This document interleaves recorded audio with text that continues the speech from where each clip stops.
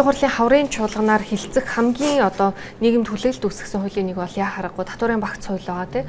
Татварын багц хуулийн төслийг уг нь одоо улсын хурлд өргөн байраад 26 оны 1 сарын 1-ээс хэрэгжүүлж эхэлнэ гэсэн юм засгийн газрын анхны одоо мөрийн хөтөлбөрийн дагуух зорилт байсан. Гэхдээ одоо өнөөдрийн хүртэл бол нэмэлт өөрчлөлтөө ч юм уу шинжилгээ хийж чадаагүй байна. Тэгэхээр яг одоо татварын мэрэгсэн зөвлөх та бүхэнд ирж байгаа мэдээлэлээс харахад энэ удаагийн хуулийн багц хуулийн шинжилэл яг юу болж хувирах чинь яг ямар хүлээлт тавьж болох вэ бид нар? За саяхан сангийн яамны татварын бодлогын газраас татварын зөвлөхүүдэд татварын хуулийн одоо нэмэлт өөрчлөлтийн талаар танилцуулга мэдээлэл өгсөн.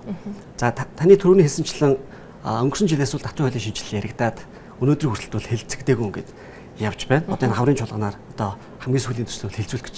За тэгэхээр одоо сүүлийн хөлбөр юу болж хуурсан бэ гэхээр анхвал одоо засгийн газар татварын реформ шинжилэл хийнэ гэсэн нэлээд том зорилт тавьж ярьж ирсэн. Өөрөөр хэлбэл одоо бизнес эрхлэх орчныг хөлбөр эрхлэлтийн орчныг одоо дэмжинэ гэдэг агуулгатай хуулийн өөрчлөлт реформуудыг хийнэ гэж анх зарлаж байсан боловч хамгийн сүүлийн хөлбөрүүд үндсэндээ татварын реформ шинжилэл биш татварын хуулиудын нэмэлт өөрчлөлт болж хувирсан. Тэгэхээр одоо татварын хуулиудын нэмэлт өөрчлөлт байгаа учраас энэ дээр одоо юу гэдгийг өмнөх шиг айхтар том одоо хүлээлт бол байхгүй байна. Өөрөөр хэлэх юм бол хүссэн хэмжээнд татварын босгогийг ч юм уу те татварын ачааллыг бууруулахгүй нэ гэж ойлгож болох уу ерөнхий утгаараа. За тий ер нь яг хувь хэмжээ татвар ногдуулах орлого гэдэг юм уу тэдгэр зүйлүүд дээр бол айхтар одоо юу гэдгийг сайжруулсан гэдэг юм уу эсвэл бүр айхтар муутгасан зүйл байхгүй. Бол хүлээлтэнд одоо хүрх хэмжээний тийм өөрчлөлт бол одоогоор харагдахгүй байгаа тийм. Яг зүгээр нөөтийн хуулийн дээр бол нэлээд цөөнгөө өөрчлөлтүүд орсон. Тухайлбал одоо өнгөрсөн жилээс хойш ирсэн иргэдийн нийт одоо худалдан авалтын үнийн дүнгээс хамааруулж шатсан байдлаар нөөтийн буцаалтыг хөдөлгөх. Энэ зүйлээ бол сангийн тэгээд засгийн газар бол нэлээд юм хэлж сурчилж ирсэн шүү дээ тийм. Одоо иргэдийн одоо гар дээр их татварын ачаал бол одоо нэлээд буурнаа. Нийт үндсэндээ нийтдээ улсын төсөв бол 4 орчим их найдаар одоо иргэдээр ирж исэн татварын ачаал бол буурнаа гэдэг байдлаар бол хэлж тайлбарлаж байгаа л да. Гэтэл нөгөө талдаа бизнес эрхлэх орчин нөхцөл сайжирч байгаа тийм өөрчлөлт шинжилт бол төдийлөн харагдахгүй байна.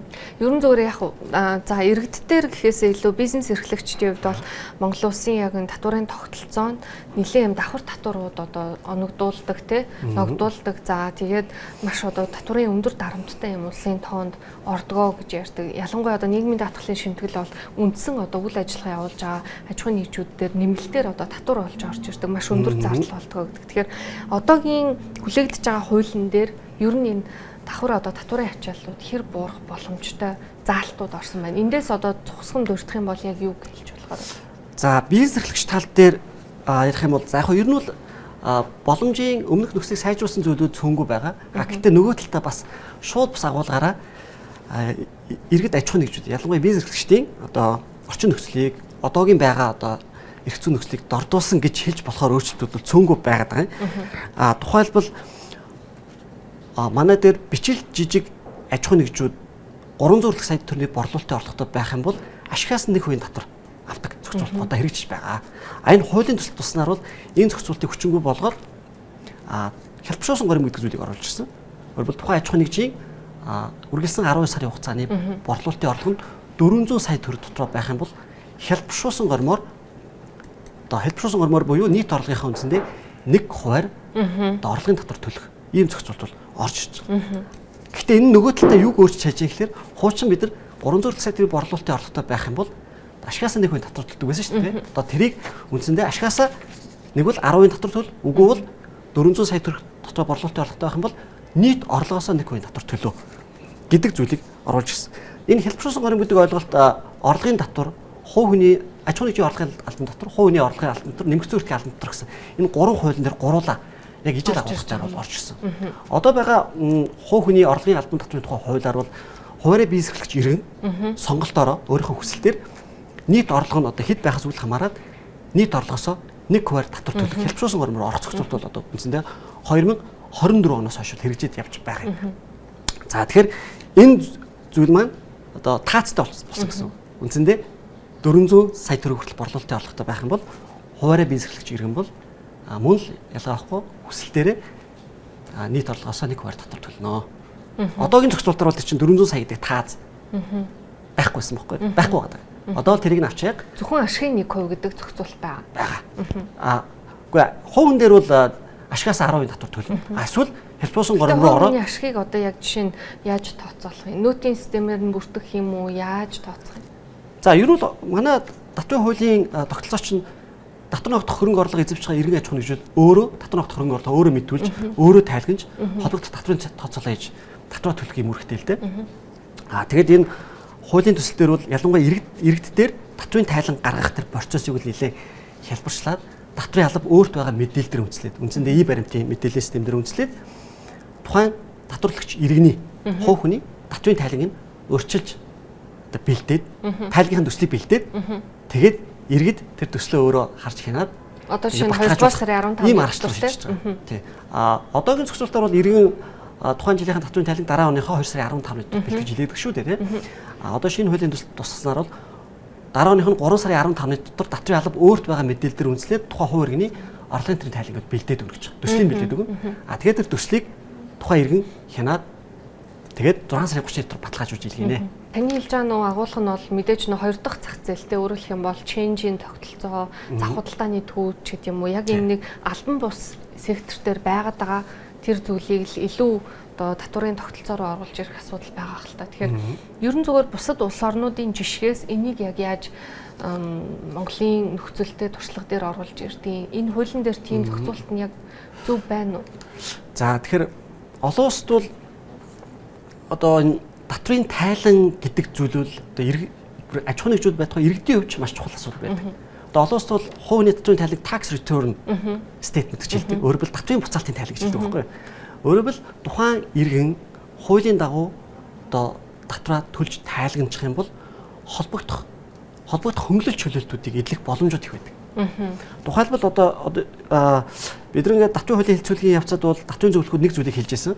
Энэ ялангуяа иргэд хувь хүмүүс татврыг төлөх тайлгнах ийм одоо гэдгийг хандлах сэтгэл зүйл харах нь төлөвшгүй байгаад байна. Удаан байгаад байна.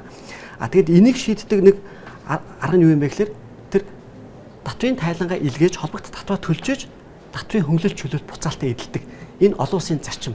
Энэ зохицуултыг одоо манай татврын хуулинд бол оруулах шаардлагатай байна.